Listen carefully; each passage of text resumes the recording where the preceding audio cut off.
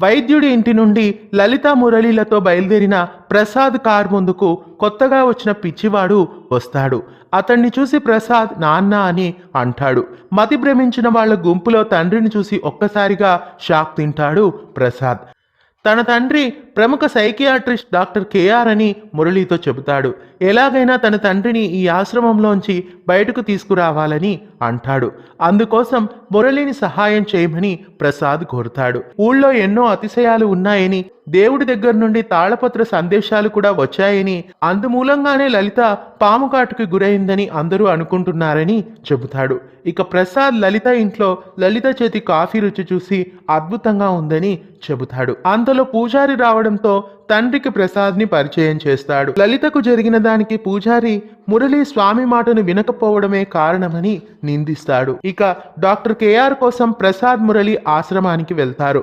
ప్రస్తుతం పిచ్చి వాళ్ళందరూ గాఢ నిద్రలో ఉన్నారని, పంపించడం కుదరదని, ఏదైనా ఉంటే మూగ సాధువుతో మాట్లాడుకోమని ఆంటోనీ చెబుతాడు. తన ఇంట్లోనే 2 రోజులు ఉండి తండ్రిని తీసుకుని వెళ్ళమని ప్రసాద్కి చెబుతాడు మురళి. మూగ సాధువు ఎవరని ప్రసాద్ ప్రశ్నిస్తాడు.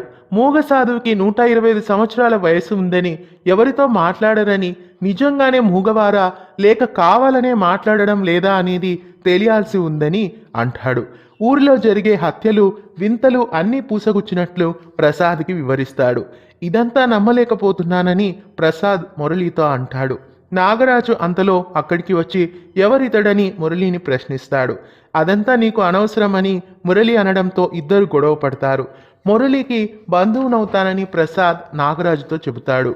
దాంతో అక్కడి నుండి మౌనంగా వెళ్ళిపోతాడు నాగరాజు.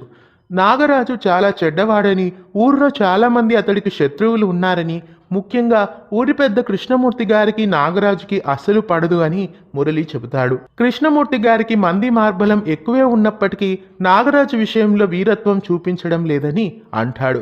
గుడిలో జరిగే అతిశయాలపై వీరిద్దరిపై సందేహం ఉందని అంటాడు.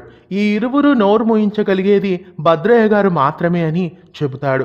ఈ గుడి ప్రసిద్ధికెక్కడానికి కారణం భద్రయ్య గారే అని, గతంలో ఆయనకి కుష్టి వ్యాధి వచ్చినప్పుడు ఆలయ పాతాళ గంగలోని నీటిని త్రాగిన తరువాతనే నయమైందని చెబుతూ ఆలయాన్ని చక్కగా మరమ్మత్తు చేయించారని చెబుతాడు. భద్రయ్య గారు ఊరి వాళ్ల దృష్టిలో దేవుడు అని చెబుతాడు.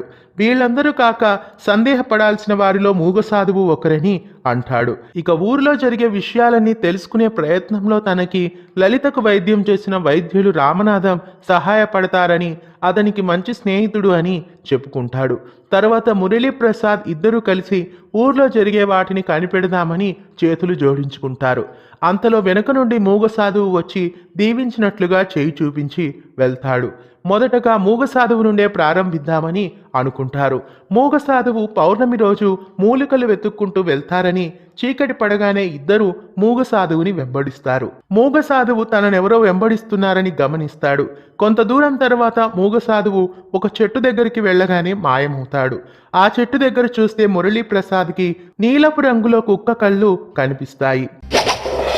వాయువే ఆహారము, కాననమే ఆధారము, ఊటను వంటి శక్తి వట్టియే పోయినను, సూది మొన వాడిమిని ఉత్పాదన చేయున, ఈగల మొదలు మానవుల వరకు కీడుతల పెట్టునే, ఉత్సాహంతో ఈసుని జపించు సిద్ధులకి ఏనాడు. రహస్యం సీరియల్ కథాసుధ అన్ని ఎపిసోడ్స్ని పూర్తిగా చూడాలంటే తెలుగు ఫిల్మ్ ఛానల్ను సబ్స్క్రైబ్ చేసి పక్కనే ఉన్న బెల్ ఐకాన్ని యాక్టివేట్ చేయండి.